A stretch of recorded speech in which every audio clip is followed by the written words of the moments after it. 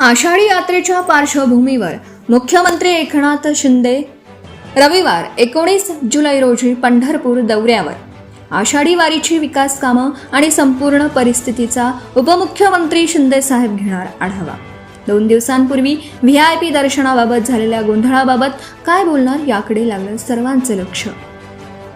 एकनाथ शिंदेने मुख्यमंत्री झाल्यानंतर आषाढी वारीच्या अगोदर नियोजनाचा आढावा घेण्याची प्रथा सुरू केली होती. ती प्रथा त्यांनी उपमुख्यमंत्री झाल्यानंतरही कायम राखली आहे.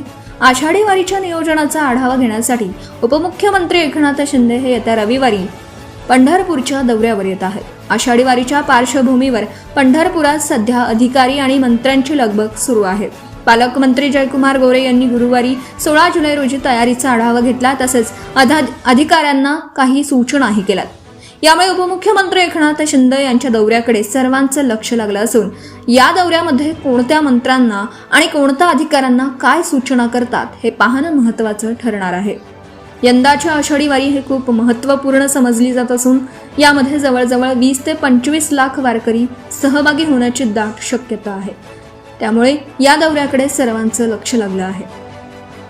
पालकमंत्री जयकुमार गोरे आणि जिल्हा कार्तिकेयन S यांनी यापुढे VIP दर्शन बंद करण्याचा निर्णय घेतला आहे. संतांच्या पालख्या जसजशा सोलापूर जिल्ह्यात येतील तशी मंदिरात दर्शनासाठी गर्दी वाढण्याची चिन्ह आहेत. त्याच्या नियोजनाची गरज आहे. उपमुख्यमंत्री एकनाथ शिंदे हे यावेळी आषाढी वारीच्या नियोजनाची बैठक घेण्यासाठी येत्या 19 जुलै रोजी पंढरपुरात येणार आहेत. ते रविवारी सकाळी मुंबई विमानतळावरून सोलापूरमध्ये येणार आहेत. सोलापूरमधून ते हेलिकॉप्टरने पंढरपूरला जाणार आहेत.